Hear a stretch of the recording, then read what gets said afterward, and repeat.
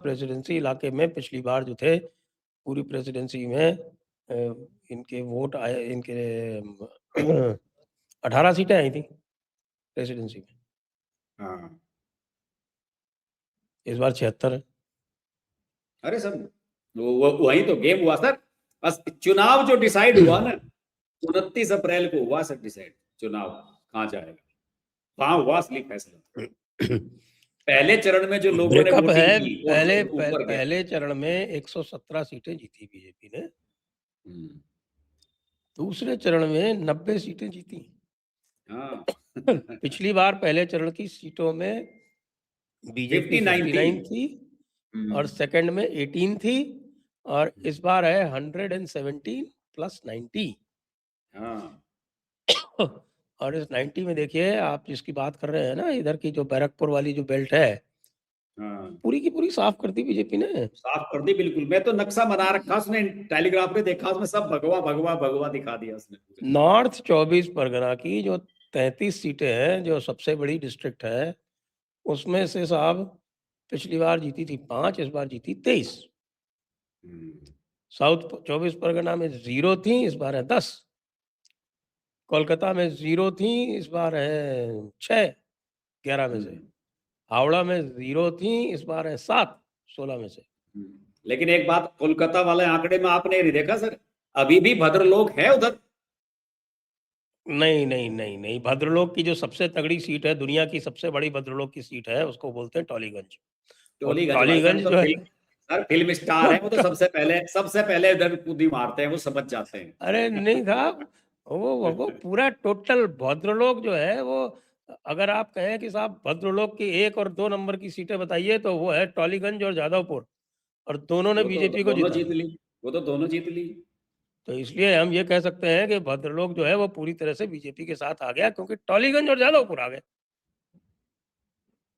भवानीपुर तो बाहर वालों की है, उसमें तो गुजराती, हाँ, इसमें तो मारवाड़ी और पता गुजराती नहीं कौन कौन है। मारवाड़ी है सब। असली जो बंगाली भद्रलोक है वो तो टॉलीगंज और जादवपुर में रहता है।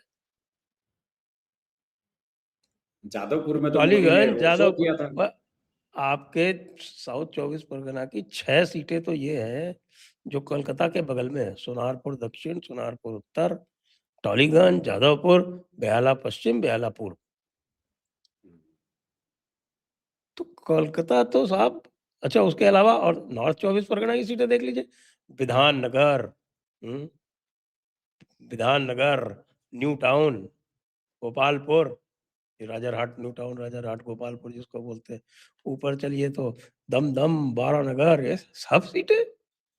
तो साहब भद्रलोक तो इस बार जो है वो भी तंग आ गया पीसी से। दीदी मोनी को उन्होंने कहा कि दीदी मोनी तुम ही रुखसत करो, दीदी जाते होवे पारे। तो कल दीदी को रवाना कर कल दिया। दीदी की कल जब वहां गुंडागर्दी जो थी, कल और जब वहां आजकल काउंटिंग हो रही थी तो वहां वो ममता चल रहा है सब बनर्जी जगह, अंदर चली गई। पूरी जगह डीजे लगा के लोग जो है वो हम्बा हम्बा, हम्बा हम्बा, रंबा रंबा, कंबा कंबा रंबा हो कर रहे हैं। अरे सर मैं तो कहीं किसी की बाइट देख रहा था, उषा उत्तुप है जो पॉप सिंगर, बड़ी फेमस है, आप तो जानते होंगे। वो हाँ भी कह हाँ। रही कि भाई मैं तो हमने बदलाव के लिए वोट दिया और बदलाव हो रहा है। सब लोग कि खुल के बोल रहे हैं अब हम्म। तो जितने भी टिक मार्क वहां पे होने थे वो सारे के सारे हो गए हैं तो सर। अब तो सीएम कौन होगा इसे लेके सब गरमा रहा है माहौल। और देखिए अमित शाह खुद प्रभारी बन के आ रहे हैं वहां के कि मैं फैसला करूंगा कौन सीएम बनेगा। उन्हें लग रहा कहीं ऐसा ना हो झगड़ा वगड़ा हो सीएम बनने के नाम पे, तो अमित शाह खुद आ गए कि कौन मैं बनना डिसाइड चाहिए करूँ। सीएम, आप बताइए कौन बनना चाहिए। मेरे हिसाब से सर शुभेंदु अधिकारी बनना चाहिए, अगर नहीं बनाएंगे तो गलती करेंगे। देखिए बंगाल जो है ना वो राजस्थान मध्य प्रदेश नहीं है। वहां पे अगर कोई थोड़ा सा भी ढीला बना दिया ना इन्होंने, हाँ यही तो है सर। तो वो पूरा का पूरा जो है ये ममता टाइप के लोग, वो मार्क्सिस्ट वगैरह, वो खा जाएंगे उसको। बिल्कुल। अभी लोग कह रहे हैं कि ये अग्निमित्रा पॉल वगैरह, मैंने कहा इनके बस की नहीं है भाई संभालना वहां पे। ये सब नहीं है, ये से केवल चेहरे हैं ये। अब शुभेंदु अधिकारी सारे रास्ते जानता है, तभी तो इस तरीके से सारा कुछ मैनेज करा पाया।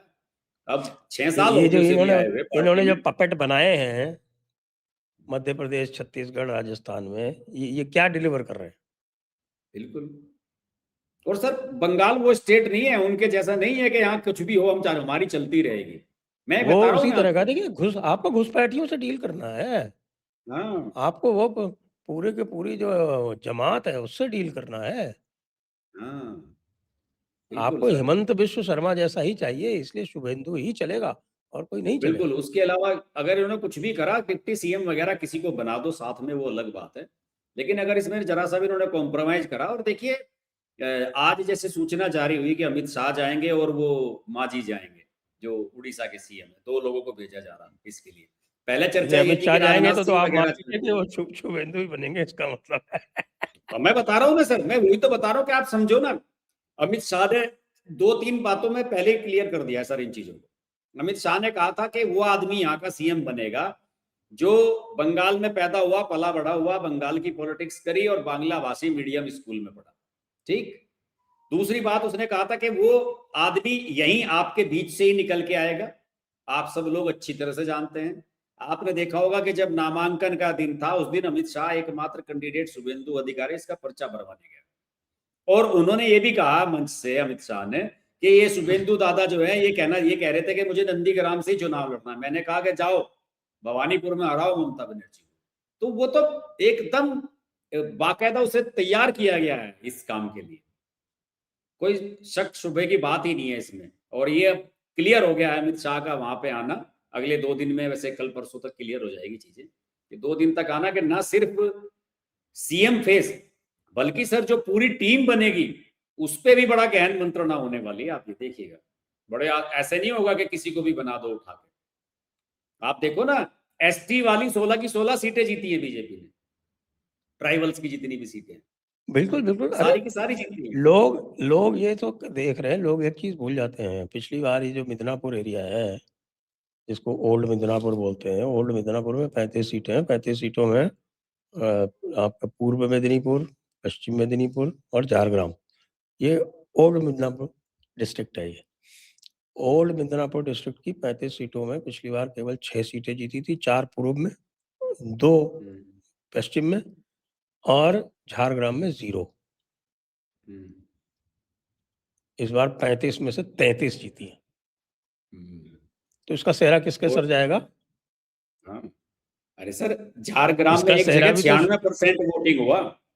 इसका झारग्राम में सेहरा भी तो शुभेंदु के 96% सिर ही वोटिंग हुआ। जाएगा। ये भी हाँ तो सर। शुभेंदु के और अचीवमेंट है। सर जब जब शुभेंदु टीएमसी में था, ममता बनर्जी ने प्रभारी बना रखा था इन जिलों का शुभेंदु अधिकारी को। शुभेंदु अधिकारी इन जिलों का प्रभारी मंत्री था जब टीएमसी में था शुभेंदु अधिकारी। कोई मतलब ही नहीं उठता सर, उसके अलावा सोचना भी मूर्खता होगी। और मैं आपको बताऊं रियली, आप जितने भी वहां पे टीएमसी बीजेपी के जो फेसेस हैं या जो प्रोमिनेंट लीडर्स हैं, सर आप किसी को बताइए, किसी की पर्सनैलिटी में बात ही नहीं है सीएम बनने वाली। लगता ही नहीं कोई तो सीएम देखिए की आप, कुर्सी पे बैठ रहे। बिल्कुल बिल्कुल। बॉडी लैंग्वेज, उनका बोलने का तरीका। अब मैं आपको बताता हूँ उदाहरण। कल शुभेंदु अधिकारी एनडीटीवी पे लाइव आए, ये राहुल कंवल, शिव अरूर, ये लोग बैठे हुए थे। उसने अपने लैपटॉप पे उन्हें व्हाट्सएप पे वीडियो कॉल कराई, और ये आपके कंचन गुप्ता, ये सब लोग सवाल पूछ रहे थे उनसे बैठे हुए। काफी देर तक सवाल हुए। तो उसने ये कहा कि अभी मैं भवानीपुर में इसलिए पीछे चल रहा हूं क्योंकि वो 13वें राउंड तक पीछे रहा। शुभेंदु अधिकारी शुरुआत में बढ़त रही, फिर 13वें राउंड तक पीछे रहा। उसके बाद जब वो आगे बढ़ा तो फिर वो पीछे नहीं हटा, फिर तो वो 15,000 से आगे जाके रुका है। तो उसने ये कहा कि सर अभी ये जो है मुस्लिम इलाकों में जो वार्ड है के 77 और कई वार्ड बताए उसने, कि अभी मुस्लिम इलाकों की मशीनें खुल रही है। जब हिंदू इलाकों की मुस्लिम वो सीटें वो खुलेंगी ईवीएम, आप देखिएगा मैं सारी कवर कर लूंगा। और उसने 2 ही राउंड में सारा कुछ कवर कर लिया था। और उसके तुरंत यस। बाद इन्होंने बुलाया योगेंद्र यादव को। आप सुनिए सर। तो योगेंद्र यादव भी अपने घर पे बैठा हुआ सुन रहा था कि शुभेंदु क्या कह रहा है। तो उसने कहा कि देखिए अभी जो बीजेपी के बड़े नेता बोल रहे थे, उन्होंने अपनी 8-9 मिनट की जो बात आप लोगों से हुई उसमें 6 या 7 बार उसने हिंदू और मुस्लिम शब्द का इस्तेमाल किया। ये बीजेपी के पॉलिटिक्स है। मैंने कहा यार भाई, हिंदू और मुस्लिम शब्द कहना कोई गुनाह है क्या? कोई बीएनएस की धारा लग जाएगी इसमें कि हिंदू क्यों कह दिया और मुस्लिम क्यों कह दिया। ये इस तरह की तो विचारधारा है इन लोगों की के साथ हिंदू क्यों कह दिया। अरे भाई तुम अपने मुसलमानों के वोटों के लिए पता नहीं क्या क्या कर रहे हो, कहीं हज में उन्हें छूट दिलवा रहे हो, कहीं तुमने हज का वो बनवा रखा है सेंटर, सारा एडमिनिस्ट्रेशन तुम्हारा टीएमसी का है, हज यात्रियों को भेजने में लगा रहता है, उसमें कुछ नहीं है। हिंदू के लिए भाई दो शब्द ना बोल दे कोई, हिंदू के समर्थन में कोई खड़ा ना हो जाए, यह परेशानी है बस इनको। और वही हुआ सारी, जब वो बात की सीटें खुली ईवीएम बाद की, वो फिर तो 10 12 13 14 15 ऐसे बढ़त चलती चली गई शुभेंदु अधिकारी की। कोलकाता में साहब 6 सीटें जीत ली हैं और उसका मुंडन संस्कार होना है अब डेरेक ओब्रायन का। हाँ वो तो मैंने आपकी शॉट देखी, वो भाऊ कह रहे हैं उसमें कि उसका टेंडर छूट जाना चाहिए मुंडन का उनका। वैसे मैं बताऊं सर, ये जो टीएमसी को मरवाया है ना, इसमें बहुत बड़ा योगदान डेरेक ओब्रायन, कल्याण बनर्जी, सागरिका घोष, महुआ मोइत्रा, इन सब लोगों का भी है। गुजरातियों को गाली दे दी, 60,000 गुजराती है वहां भवानीपुर में। ये कल जो एक किसी ने गटर माउथ है ना ये सारे के सारे, ये है, इनकी भी बहुत बड़ी भूमिका है सर बीजेपी को वहां बढ़ावा देने में। एक किसी ने ट्वीट किया कि साहब की महुआ मोइत्रा और सायोनी घोष ये जो है ये टीएमसी की प्रियंका भारती और कंचना यादव है।